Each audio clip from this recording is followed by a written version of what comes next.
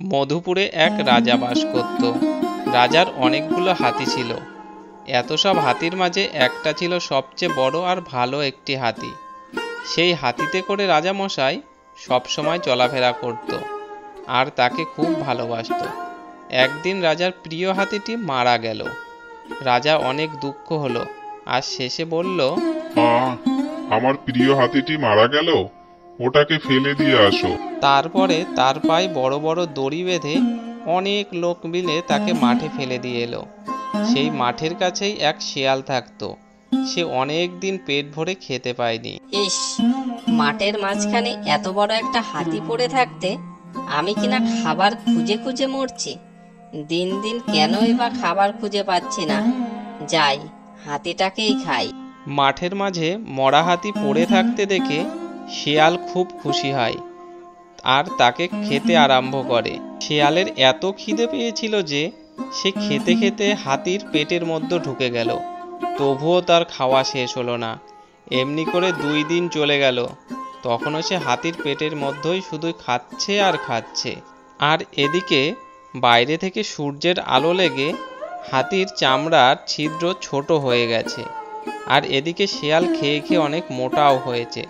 তাই সে আর অনেক চেষ্টা করেও হাতির পেটের ভেতর থেকে বেরোতে পারল না। হ্যাঁ, এ কি হলো? আমি এখন বেরোবো কি করে? ছিদ্র তো ছোট হয়ে গেছে, আর এদিকে আমিও খেয়ে তো বেশ মোটা হয়ে গেছি। এখন তো আমি বেরোতে পারছি না। একটা বুদ্ধি আমাকে করতেই হবে। তখন শেয়ালের মাথায় একটা বুদ্ধি আসলো।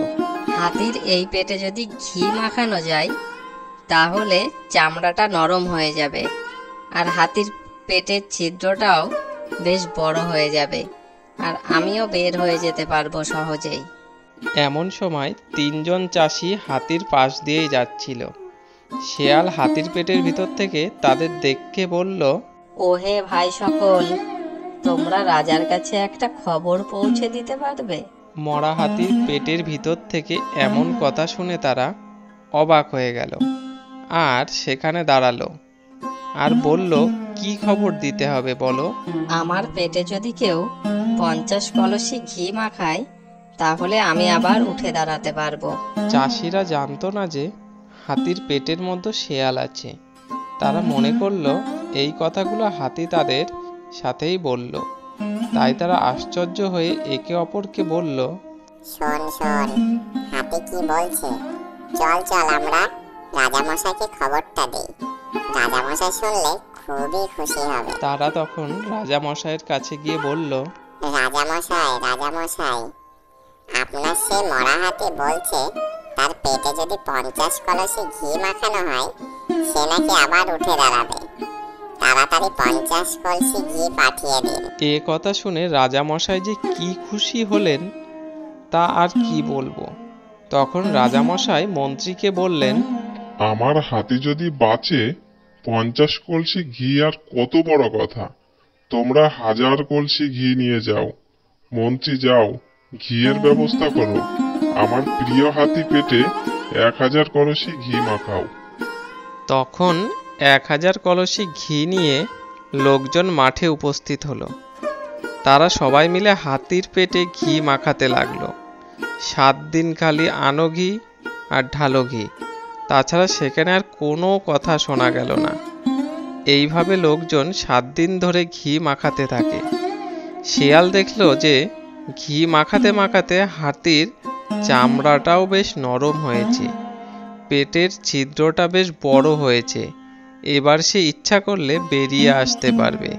তখন সে সকলকে দেখে বলল, ভাই সকল, আমি এবার উঠবো, তোমরা সবাই সরে দাঁড়াও, নইলে আমি যদি মাথা ঘুরে তোমাদের উপরে পড়ে যাই তাহলে তোমরা চাপা পড়ে মারা যাবে। তোমরা একটু সরে দাঁড়াও ভাই।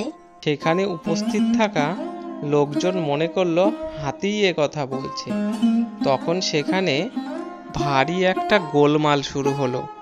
যে যাকে সামনে পাচ্ছে তাকে ধাক্কা মেরে বলছে, আরে বেটা, শিগগির সর, হাতি উঠেছে, ঘাড়ে পড়বে। এ কথা শুনে কেউ কি আর সেখানে দাঁড়ায়? ঘি ফেলে তারা পালাতে লাগলো। তারা একবার পিছন ফিরেও দেখলো না যে হাতি উঠছে না পড়ছে। তা দেখে শিয়াল ভাবল, এইবারই সুযোগ এসছে, এইবার আমাকে পালাতে হবে। তারপরে শেয়াল হাতির পেটের ভিতর থেকে বেরিয়ে দে ছুট। শেয়াল তার বুদ্ধি দিয়ে গ্রামের সকল লোককে বোকা বানিয়ে হাতির পেটের ভিতর থেকে বেরিয়ে পালিয়ে গেল। বন্ধুরা, এই গল্পটি তোমাদের কেমন লাগলো? এই রকম আরও গল্প দেখতে আমাদের চ্যানেলটি সাবস্ক্রাইব করে বেল আইকনটি অন করে রেখো। ধন্যবাদ সবাইকে।